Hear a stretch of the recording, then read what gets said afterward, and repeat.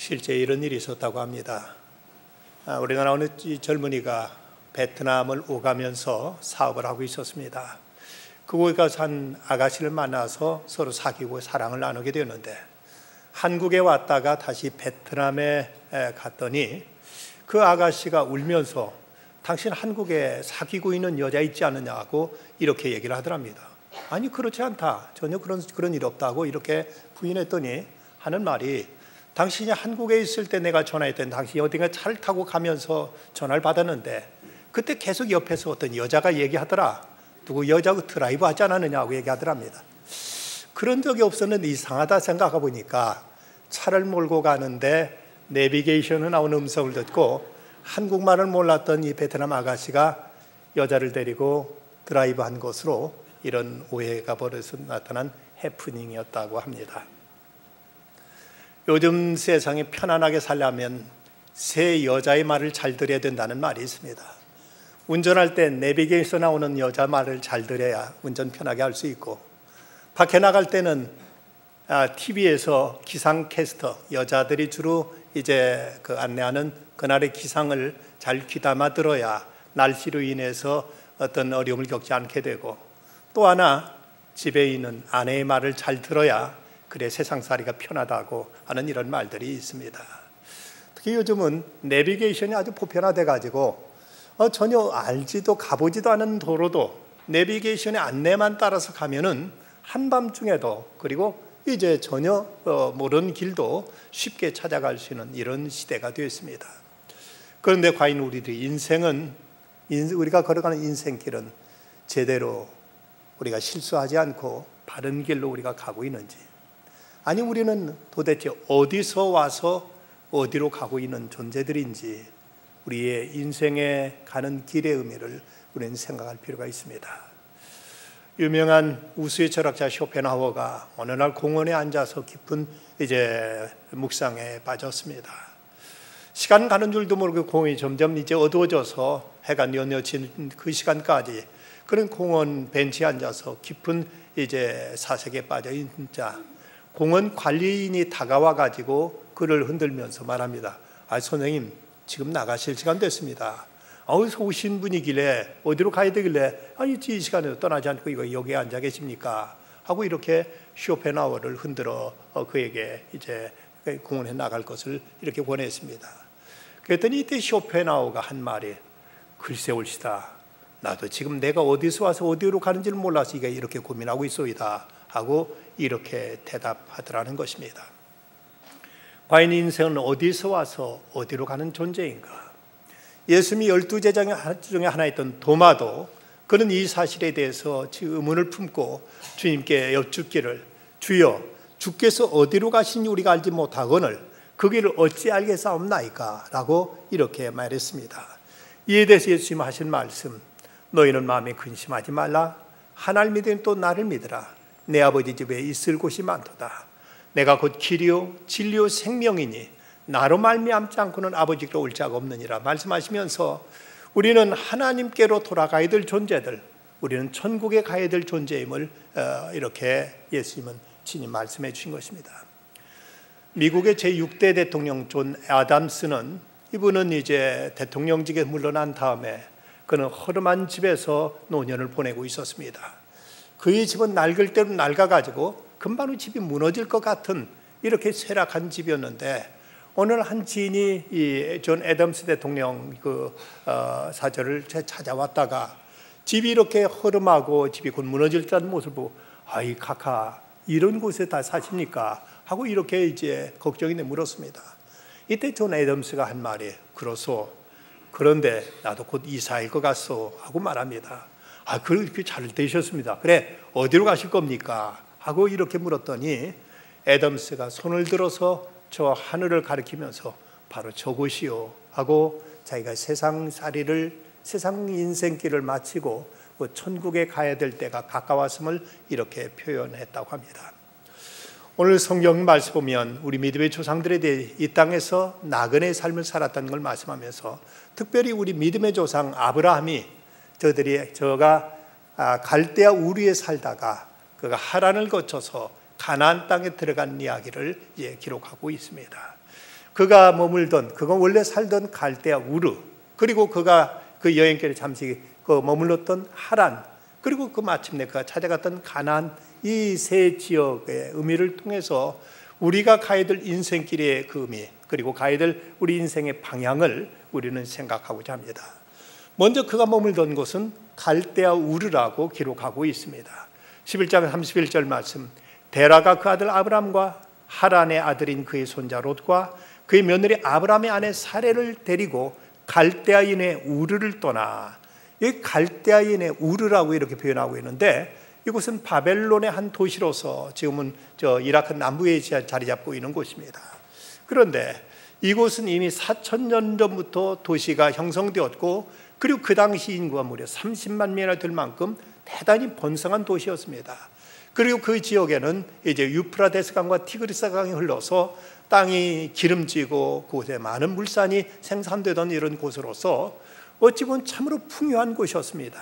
모든 것이 다 넉넉하고 많은 사람들이 몰려 살고 있던 이런 풍요의 땅인데, 참으로 아이러니한 것은 갈대아 우르에서 우르라는 이 도시의 이름이 메마른 곳, 황폐한 곳, 그리고 목마르다는 이런 의미를 가지고 있는 지명이라는 것입니다. 여러분, 이상하지 않습니까? 이곳은 분명 지리적으로 그리고 지역적으로 보면 모든 것이 다 물질이 풍부하고 사람들이 많이 모여서 도시가 번성하던 곳이었는데, 정작 그 도시의 이름은 목마르다, 폐허가 됐다, 황폐하다는 이런 뜻을 가졌다는 것이 과연 무엇을 시사하는가? 왜 이 도시에 이런 이름이 붙여지게 되는가? 여기에 대해 여호수아서 24장 2절 말씀에서 우리는 그 단서를 찾을 수가 있습니다.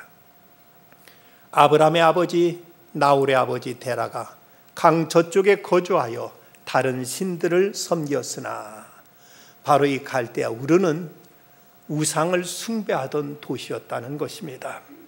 하나님 없이 세속적인 쾌락과 물질주의 우상으로 인해서 이 도시는 점점 더 큰 목마름과 갈증에 시달려만 했습니다. 여러분, 목이 마를 때 우리가 바닷물을 들이키게 되면은 갈증이 해소되는 것이 아니라 더 큰 갈증에 시달리게 되는 것을 우리는 경험할 수가 있습니다. 사람들은 무엇인가 채워지지 않는 어떤 욕망과 갈증 속에서 때로는 우상을 찾고 때로는 쾌락을 추구하지만 이것이 진정 우리에게 참된 만족을 가져다 주지 못한다는 사실입니다. 요한복음 4장에 보면 예수님께서 수가성 우물가에서 한 사마리아 여인을 만납니다. 그 여자는 이미 남편이 5이나 있었습니다마는 그럼에도 불구하고 이를 통해서 그는 참된 만족과 행복을 느끼지 못하고, 다른 사람들은 왕래하지 않는 정오 낮 시간에 그는 또 다시 우물가에 나와서 행여 또 다른 사람을 만날까 하고 이 우물가에 배회하고 있었던 것을 볼 수가 있습니다. 바스칼은 말하기를 인간의 마음속에는 커다란 구멍이 뚫려져 있다. 그 구멍은 세상적인 쾌락이나 물질이나 명예나 권세로 채울 수는 없다. 그럴 경우 오히려 실망과 불만족과 허무만이 남게 된다. 오직 그 구멍을 채울 수 있는 것은 끝없이 부어주시는 그리스도의 사랑뿐이다. 그래서 인간은 그리스도를 마음에 모실 때만 진실한 만족을 느끼게 되는 것이라고 이런 말을 했습니다. 세계적인 스타 마릴린 먼로, 그녀는 자기가 스스로 고백했듯이 나는 한 여성이 지닐 수 있는 모든 걸 다 가졌다. 나는 젊고 아름답고 많은 돈도 벌고 하루에 수백 통의 팬레터를 받는다. 나는 건강하고 부족한 것이 없다. 그런데 웬일일까? 나는 공허하고 불행하다. 아무 이유 없이 말이다. 그리고 얼마 후에 그녀는 침실에서 시체로 발견되고 말았습니다. 스스로 목숨을 끊어서 자살해버리고 만 것입니다. 어쩌면 이 시대, 물질 만능의 시대, 이전에 비해서 그토록 많은 것들이 풍족한 이 시대를 살아가고 있는 오늘 현대인들도 보면 얼마나 큰 갈증 속에서, 메마름 속에서, 황폐함 속에서 시달리며 살아가고 있는지 모릅니다. 도종환 시인의 시 가운데 귀가라는 이 시는 하루하루 의미 없이 무기력하게 살아가고 있는 현대인들의 모습을 잘 시사해주고 있습니다. 언제부터인가 우리가 만나는 사람들은 지쳐 있었다. 모두들 인사말처럼 바쁘다고 하였고 헤어지기 위한 악수를 더 많이 하며 총총히 돌아서 갔다. 그들은 모두 낯선 거리를 지치도록 헤매거나 곁 안 드는 사무실에서 어두워질 때까지 일을 하였다. 부는 바람 소리와 기다리는 사랑하는 이의 목소리가 잘 들리지 않고 지는 노을과 사람의 얼굴이 제대로 보이지 않게 되었다. 밤이 깊어서야 어두운 골목길을 혼자 돌아오기 무섭게 지쳐 쓰러지곤 하였다. 모두들 인간답게 살기 위해서라 생각하고 있었다. 우리 몸에 조금씩 사람의 냄새가 사라져가는 것을 알면서도 인간답게 살 수 있는 터전과 인간답게 살 수 있는 시간을 벌기 위해서라고 믿고 있었다. 그러나 오늘 쓰지 못한 편지는 끝내 쓰지 못하고 말리라. 오늘 하지 않고 생각 속으로 머무르든 미루어든 따뜻한 말 한마디는 결국 생각과 함께 잊혀지고 내일도 우린 여전히 바쁠 것이다.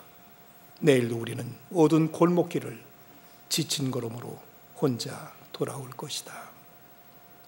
다들 인간답게 살겠다고 그렇게 정신없이들 일하면서 밤늦게 귀가하고 있지만 늘 지친 발걸음들 뿐 참으로 인간다움이 무엇이고 참된 행복과 만족이 무엇인지를 모르고 힘겹게 살아가고 있는 오늘의 현대인들을 보면서 어쩌면 이것이 이 시대의 또 하나의 갈대와 우르가 아닌가 하는 생각을 갖게 됩니다.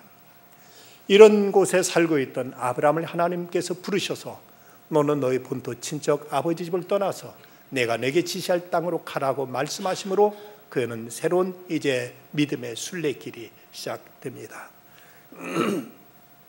그래서 그가 이제 첫 번째 당도한 곳이 하란이라는 곳입니다. 이 하란이라는 곳 31절 말씀 보면 갈대아인 우르를 떠나 가나안 땅으로 가고자 하더니 하란에 이르러 거기 거류하였으며, 이 하란이란 도시의 지명을 게세니우스라는 언어학자는 해석하기를 낭비하며 지체하는 곳이라고 이렇게 해석하고 있습니다.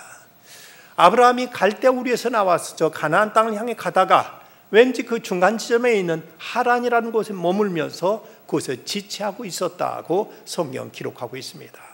왠지 그곳은 낭비하는 곳, 허비하는 곳, 많은 시간들을 지체하는 곳으로 이렇게 소개되고 있습니다. 왜 그곳에서 지체하고 있었을까? 그 이유를 우리는 사도행전 7장에서 그 단서를 찾아볼 수가 있습니다. 7장 4절 말씀 보면 아브라함이 갈대아 사람의 땅을 떠나 하란에 거하다가 그의 아버지가 죽음에 하나님이 그를 거기서 지금 너희의 사는 이 땅으로 옮기셨느니라. 아브라함이 하란에 머문지 곳에 오랜 날들을 지체하면서 보내고 있는데 그때 그 아버지 데라가 죽게 되니까 그때 다시 비로소 길을 떠나서 가나안 땅에 이르렀다고 이렇게 사도행전 7장은 말씀하고 있습니다. 그렇다면 아브라함이 이 하란에 머문 이유를 그 아버지 데라에게서 찾아볼 수가 있습니다. 재미있는 것은 데라라는 이름의 그 의미는 연기하다는 이런 뜻을 가지고 있는 이름이라는 것입니다. 그러고 보면 이 하란에 머물 때 데라가 자꾸 이제 출발하려는 아브라함을 야, 그렇게 빨리 갈 필요가 뭐 있느냐, 좀 쉬었다가 여기서 좀 사업에 돈도 좀 더 벌고 여기 좀 머물면서 좀 더 이제 재미도 보고 이거 좀 더 즐겁게 지내다가 그리고 서서히 천천히 가는 게 좋지 않느냐 하고 이렇게 연기시키고 이렇게 지연시켰던 것입니다. 그래서 이제 이 하란이라는 곳, 이건 낭비함에 지체하는 곳으로서 아브라함을 하여금 저 앞을 향해 있는 가나안 땅을 향해서 한 걸음 한 걸음 나가야 될 그것을 이제 만류하고 이것을 억제하면서 이걸 자꾸 지연시켰던 것입니다. 우리는 때로 어떤 믿음의 결단과 새로운 어떤 신앙의 새 출발하려는 각오와 결심을 갖다가도 이런저런 어떤 세상에 대한 미련과 어떤 세상에 대한 어떤 이제 우리들의 연민 때문에 쉽게 우리는 결단에 옮기지 못하고 쉽게 우리는 이제 실천으로 나타나지 못한 채 많은 날들 세월들을 호소하는 경우들이 없지 않아 있습니다. 어떤 이에게 예수 믿으라고 복음을 전했더니 이분이 하는 얘기가 천천히 믿겠다고, 나중에 나이 들어서 직장도 그만두고 이제 할 일 없어지면 그때나 믿겠다고 하더랍니다. 아무리 권해도 이분이 이제 믿어야 될 필요성도 알고 믿겠다는 생각도 하면서도 이런 어떤 세상 일에 대한 미련 때문에 끊지 못하고 있었는데 이분이 그만 병에 걸려서 병원에 입원하게 됩니다. 병원에 입원하게 된 그 모습, 그 소식을 듣고 전도자가 찾아가서 그의 위문하러 달려갔습니다. 갔는데 그런데 다 시들어 빠진 말라버린 꽃을 이제 몇 송이 들고 찾아갔습니다. 이 병석에 누워있던 사람이 그 꽃을 보더니 아니 꽃을 안 가져오면 말지 왜 다 시들어 빠진 이 꽃을 가져왔느냐고 이렇게 항의를 합니다. 그러자 이 전도자가 그에게 한마디에 대답하기를 하나님께서도 당신이 시들어버린 인생을 원하지 않으십니다 라고 이렇게 대답했다고 합니다. 우리에게는 그 소중한 그 많은 날들, 우리에게 젊음과 청춘과 우리에게 혈기망장한 많은 기회들, 이 모든 것 다 땅에 묻어준 채 세상에 멀쩡거리고 있다가 뒤늦게 우리가 이곳을 떠나겠다고 할 때 이것이 과연 하나님께 기뻐하실 일인가 우리는 생각하게 됩니다. 하란에서 머무는 동안 아브라함은 그 시간들은 그저 낭비한 시간이었고 허비해버린 잃어버린 시간으로 저는 이제 비로소 아버지가 돌아가시자 그때서 그는 이제 새로운 발걸음을 내딛게 된 것입니다. 그래서 이제 그 드디어 도착한 곳, 새롭게 출발해서 도착한 곳이 가나안 땅입니다. 12장 5절 말씀 보면 아브라함이 그의 아내 사레와 조카 롯과 하란에서 모은 모든 소유와 얻은 사람들을 이끌고 가나안 땅으로 가려고 떠나서 마침내 가나안 땅에 들어갔더라 기록하고 있습니다. 여기서 가나안이라는 이름이 갖는 몇 가지 의미가 있습니다. 가나안은 지리적으로 지금의 팔레스타인 땅을 가나안 땅이라고 이렇게 부르고 있습니다. 그러면 성경에서는 또 가나안 땅은 저 영원한 천국을 상징하기도 합니다. 저 영원한 가나안 땅, 하나님께서 예배하신 저 영원한 도성을 이제 영적으로 가나안이라고 부르기도 합니다. 그런가 하면 하나님께서 갈대 우리 살고 있던 아브라함을 불러서 내가 네게 지시할 땅으로 가라고 말씀하신 바대로 하나님께 우리에게 명하신 소명의 땅, 우리가 감당하고 우리가 여기서 수행해야 될 우리들의 책임과 본분과 사명이 있는 곳을 또 가나안이라고 이렇게 말할 수가 있습니다. 우리는 영원한 천국에 갈 것입니다만은 그러나 아직 이 땅에 남아있는 동안 이 땅 우리가 해야 될 일이 있고 우리가 책임질 일이 있고 우리가 수행해야 될 하나님께 맡기신 그 사명이 있음을 우리는 잊지 말아야 됩니다. 그 일을 이룰 때 우리 여기서 참된 보람도 생의 의미도 여기서 찾을 수가 있게 됩니다. 유명한 마더 테레사에게 어느 날 한 여인이 찾아와서 자기의 아픈 속내를 얘기하면서 도무지 살아갈 의욕이 없습니다. 아무래도 저는 자살하는 것이 그것이 제게는 더 맞지 않을까 싶습니다 하면서 자기 결혼 심사를 얘기를 합니다. 그러자 이때 마더 테레사가 말합니다. 자살하기 전에 한 가지 제 부탁 좀 먼저 들어주십시오. 딱 한 달 동안만 내가 일하고 있는 저 인도 캘커타에 가서 거기서 나를 도와서 좀 어려운 사람들 보살피는 일을 한 달 동안만 좀 해주십시오. 이 미국 여행지에 만났던 이 여인이 이제 그 테레사의 부탁을 받고 어차피 죽을 건데 그까지 한 달쯤 내가 못 하랴 이래서 캘커타로 건너갑니다. 그리고 그곳에서 병든 사람들, 다친 사람들, 상한 사람들, 어려운 사람들 그들을 지극정성으로 보살피는 일을 위해서 한 달 동안 온갖 사랑과 정성을 다 쏟았습니다. 그리고 나더니 이분이 하는 말이 어떤 생의 어떤 보람과 어떤 인생의 희열을 느끼고 내가 할 일이 여기서 찾았습니다. 내가 살아야 될 이유를 난 여기서 발견했습니다 하면서 자살하겠다는 생각은 눈 녹듯이 사라져버리고 그곳에서 테레사를 도와서 사람들을 돕고 섬기고 보살피는 일을 하면서 그는 거기서 새로운 삶을 살게 되었다는 것입니다. 여러분, 우리에게 가나안은 어디입니까? 우리가 감당해야 될 사명 장소, 우리가 수행해야 될 이제 우리의 소명의 터전은 과연 어디입니까? 우리는 이곳을 향해서 나가도록 우리는 부름받았고 이 순례길을 위해서 우리는 이제 하늘로부터 이제 청함을 받은 것입니다. 우리가 그 영원한 가나안 땅을 향해 나아가고 있는 우리의 삶에서 우리가 어떤 자세로 나가야 될 것인가? 먼저는 우리가 가야 할 그 길을 잃지 않도록 우리의 목표를 날마다 새롭게 확인해야만 된다는 사실입니다. 사도 바울은 이런 말을 했습니다. 형제들아, 난 아직 내가 잡은 줄로 여기지 아니하고 오직 한 일, 즉 뒤에 있는 것을 잊어버리고 앞에 있는 것을 잡으려고 표대를 향하여 그리스도 예수 안에서 하나님께 위해서 부르신 부름의 상을 위하여 달려가노라. 그는 천국의 표대를 바라보면서 그는 이제 뒤를 돌아보지 않고 앞에 있는 그 목표만 바라보면서 그는 열심히 달려갔음을 이렇게 고백하고 있습니다. 저 알프스에서 한 사람이 길을 잃은 채 무려 13일 동안을 방황하던 그때 구조된 적이 있었습니다. 그런데 이 사람이 이상한 것은 하루 12시간씩 열심히 걸었는데, 그런데도 불구하고 같은 장소를 6km 반경 안에서 계속 같은 장소만 맴돌고 있었다는 것입니다. 사람이 똑바로 걷기 위해서는 순간순간 자기가 가야 될 목표점을 확인하고 그곳을 향해 나가야 되는데, 만약 눈을 가리게 되면은 사람은 100m쯤 가게 되면은 자꾸 한쪽으로 빙빙 돌면서 그 자리를 벗어나지 못하는 이런 버릇이 있다고 합니다. 이것을 학술적인 용어로 윤형방황이라고 하는데, 그래서 고든 길로 바로 가려면은 늘 표때 자기가 가야 될 그 지점을 확실히 바라보고 그곳을 향해서 이제 늘 확인하고 그곳을 향해서 계속 걸어가야 되지, 앞을 보지 않게 되면 자기 딴에는 반드시 걸어갔다고 걸었는데, 이 사람이 이제 30보만 지나도 자꾸 다른 방향으로 돌게 되는 이런 습성을 가지고 있다는 것입니다.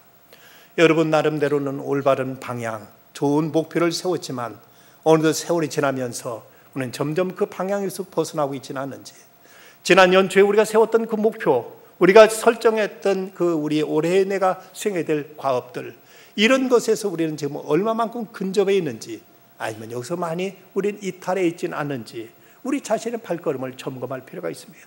그리고 우리가 가야 될 그 목표점을 날마다 새롭게 확인하고 그것을 지향하면서 우리는 나가야만 된다는 사실입니다. 그런가 하면 우리는 믿음의 발걸음을 중단하지 말고 끝까지 인내하면서 신앙의 경주를 해나가야 됩니다. 성경 말씀하기를, 이러면 우리에게 구름같이 둘러싼 허다한 증인들이 있으니 모든 무거운 것과 얽매이기 쉬운 죄를 벗어버리고 인내로서 우리 앞에 당한 경주를 하라 하고 이렇게 말씀하고 있습니다. 우리 신앙의 출발이 아무리 갈대우루에서 벗어나서 아름답게 시작되었다 할지라도 이제 우리는 가나안에 가기까지 멈추지 말고 쉬지 말고 달려가야 되는데, 그만 하란이라는 곳에 머물면서 이곳에서 우리는 이제 중단하고 있지는 않는지, 우리는 마땅히 가야 될 그 걸음에 있어서 한 걸음 한 걸음 자꾸 목표점으로 가까이 다가가야만 되는데, 우리 오히려 이 목표에서 점점 더 멀어져 가고 있지는 않은지 우리 발걸음의 현 주소를 우리는 살펴볼 수 있어야 됩니다. 영국의 유명한 정치가인 조셉 챔벌린이 교회학교에서 젊었을 때 가르친 적이 있었는데, 그가 학생들이 늘 강조하고 또 자기가 제일 좋아했던 말씀 중에 하나가 바로 오늘 창세기 12장 5절 말씀이었다는 겁니다. 말씀, 그들이 가나안 땅으로 가려고 떠나서 마침내 가나안 땅에 들어갔더라. 마침내 가나안 땅에 들어갔더라. 이 말씀을 그는 그토록 좋아하면서 학생들한테 성공적인 인생을 살기 위해서는 두 가지 요소가 중요하다. 첫째는 목표를 바르게 설정하는 것이고, 두 번째는 그 목표를 향해서 부단히 끊이지 말고 중단하지 말고 계속 전진해 나가는 것이라고 이렇게 늘 강조하곤 했다는 것입니다. 그렇습니다. 우리는 이 목표가 설정됐으면 그 목표에서 날마다 그 목표를 향해서 전진해 나가는 이런 노력이 우리에게 필요한 것입니다. 뿐만 아니라 우리는 그날을 대비해서 오늘 주어진 삶에 최선을 다할 것입니다. 마태복음 25장에 나오는 달란트 비유에서 주인이 그 종에게 칭찬할 말씀, 잘하이도다 착하고 충성된 종아, 내가 작은 일에 충성하였으면 내가 더 큰 것을 너에게 맡기리니 내가 내 주인의 즐거움에 참여할지다 하는 칭찬이 바로 우리가 받을 수 있도록 우리는 이제 오늘 주어진 현실 속에서 최선을 다하며 성실을 다하는 이런 자세가 우리에게 마땅히 필요한 것입니다. 철로 역정의 저자인 존 번연은 그는 인생과 영혼에 대한 의문이 자기 마음에 일어나자 이런 결심을 했습니다. 내가 구원받기 전까지는, 이 진리를 확실히 알기 전까지는, 하나님 아들인 예수님을 분명히 깨닫기 전까지는 먹지도 않고 자지도 않으리라. 아니, 이 문제를 해결할 수만 있다면 나는 이 지구 어디라도 갈 것이며 무엇이라도 할 것이라 하는 이런 굳센 결심으로 그는 이제 예수님을 찾고자 길을 알고자 그는 분투 노력했습니다. 끝내 주님은 그에게 찾아와 주셨고, 주님을 만난 감격과 그가 깨닫게 된 신앙의 진리를 그는 철로 역정이라는 그 유명한 책을 통해서 많은 성도들에게 귀한 감명과 교훈을 주었던 것입니다. 헨리 모리슨이라는 선교사는 미국 선교사를 아프리카에 가서 무려 40년 동안 그 사역하면서 그곳에 가서 자기 가족들도 잃고 그리고 건강도 이제 잃은 채 나이가 이제 노년이 되어서 그는 자기 고향 미국으로 돌아오고 있었습니다. 마침 그가 미국으로 돌아오던 그 배 안에는 휴가차 미국에서 아프리카에 가가지고 거기서 코끼리 사냥을 하고 돌아오던 테오도어 루즈벨트 대통령도 그 배에 함께 타고 있었습니다. 배가 드디어 뉴욕항에 도착하니까 그 항구에는 빨간 이제 레드 카펫이 쫙 그 대통령이 내릴 그 길을 이제 깔아 놓았고, 그리고 군악대가 빵빠를 울리면서 그러면서 대통령을 열렬히 환영하는 군중들 소리가 그 항구 안에 가득히 메워져 있었습니다. 대통령이 다 먼저 내려서 떠나고 나니까 카페트는 다 걷어졌고 군악대는 모두 다 사라지고 말았습니다. 맨 뒤에 그 배에서 내려오면서 이때 헨리 모리스는 이렇게 부르짖었습니다. 주님, 이것이 40년간 아프리카에서 저희 청춘과 젊음, 건강과 일생을 바친 결과라는 말입니까? 그때 저 저녁 노을 사이로 이런 음성이 그의 귓전에 다가왔습니다. 헨리야, 내 아들아, 넌 아직 고향에 오지 않았단다. 내가 고향에 돌아온 날 레드 카펫이 아니라 황금의 유리길로, 군악대가 아니라 천군 천사들의 나팔소리와 함께 내가 너를 마중 나오마. 그는 주님의 이 음성을 듣고 지금까지 자기가 참으로 아무런 대가 없는 희생과 헛된 수고만 했다는 그 씁쓸함한 이런 허망감에서 벗어나서 주님께서 갚아줄 그 위로와 그 보상과 상급과 하늘의 영광을 바라보면서 새로운 힘과 용기를 얻게 되었다고 합니다. 아직 우리는 고향에 돌아가질 않았습니다. 그럼 언젠가는 우리가 차이될 천국의 본향, 그 길을 향해 걸어가는 것이 오늘 우리들이 이 땅에서 살아가는 인생의 순례길인 것입니다. 영국의 극작가 버나드 쇼는 그 묘비명에 이런 글이 적혀 있다고 전해지고 있습니다. 우물쭈물하다가 내 이럴 줄 알았다. 아주 그 코믹한 그 버나드 쇼의 그 극작가다운 이런 표현인데, 그는 자기가 죽음을 앞두고 늘 뭔가를 이제 결심하고 뭔가를 실천하려고 하다가 차일피일 미루는 끝에 그는 덜컥 죽음의 문턱에 서 있는 자신을 보고 우물쭈물하다가 내 언젠가 이럴 줄 알았다는 이런 넋두리 같은 말을 묘비명에 기록해서 다른 많은 사람들에게 교훈을 주었다고 합니다. 우리는 자칫 세상 안일과 쾌락, 세상 여러 가지 지체하는 일들로 인해서 우리의 삶을 낭비하고 있지는 않은지, 우리가 세상에 마땅히 가야 될 그 길에 멈추고 다른 곳에서 해찰하고 있지는 않은지, 이향하 시인은 그의 물방울인 새벽꿈이라는 그 시를 통해서 우리들의 잠든 영혼을 이렇게 흔들어 깨우고 있습니다. 물방울 하나가 새벽 꿈속에 떨어집니다. 꿈속의 물방울은 잠긴 문을 두드려 목매를 흔들어 우둔을 깨워 내 삶을 적시는 당신의 울음. 물방울은 평상의 시간에도 떨어집니다.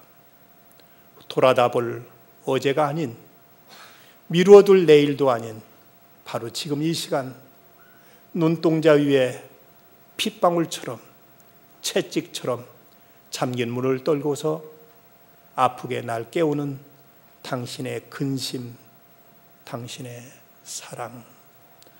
어쩌면 우리가 해찰하고 있는 이 모습을 하나님 보시면서 그 빗방울 같은 눈물을 흘리시며 그러면서 우리를 지금 깨우고 계시지는 않는지, 어서 일어나라고, 어서 앞을 향해서 나아가라고 우리를 재촉하고 계시지는 않는지, 우리는 하늘의 음성에 귀를 기울일 것입니다. 지금 우리는 어느 곳에 있습니까? 목마름의 땅 갈대아 우릅니까? 아니면 할 일 없이 지체하고 시간만 낭비하고 있는 하란에 머물러 있지는 않습니까?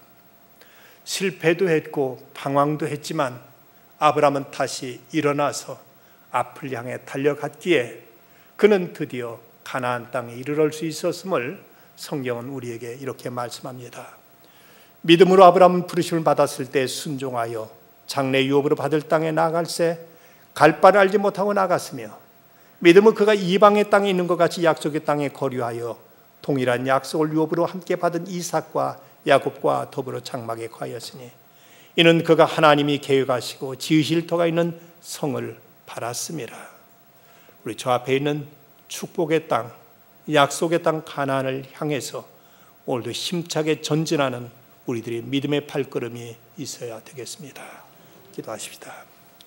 거룩하신 아버지 하나님, 오늘도 주님 앞에 나와 주의 말씀 속에 저희들이 가야 될 길을 다시 한번 새롭게 확인하게 하심을 감사합니다. 이 땅이 영원히 살 곳 아니고 영원한 저 천국을 향해 나가는 순례자로서 하나님의 세상에서 방황하지 않게 하여 주시옵시고 머뭇거리지 않게 하여 주시옵시고 저에게 명하신 그 소명의 자리, 주께서 에게 예비하신 축복의 자리를 향해서 한 걸음 한 걸음 나아가는 중에 젖과 꿀이 흐르는 그 주간한 복지를 차지할 수 있는 저희들 다 되게 하여 주시옵소서. 예수 그리스도의 이름으로 기도드리옵나이다. 아멘.